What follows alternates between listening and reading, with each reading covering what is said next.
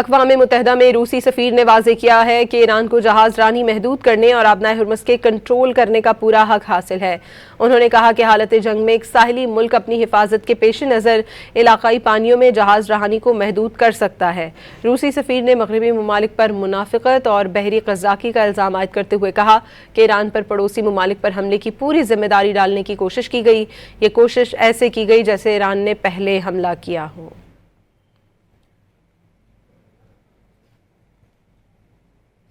अक़वाम मुत्तहिदा में रूसी सफ़ीर ने वाज़ेह किया है कि ईरान को जहाज़ रानी महदूद करने और आबनाए हुर्मुज़ के कंट्रोल करने का पूरा हक हासिल है।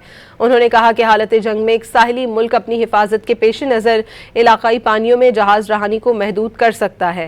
रूसी सफ़ीर ने मगरबी ममालिक पर मुनाफ़िक़त और बहरी क़ज़ाक़ी का इल्ज़ाम आयद करते हुए कहा कि ईरान पर पड़ोसी ममालिक पर हमले की पूरी जिम्मेदारी डालने की कोशिश की गई।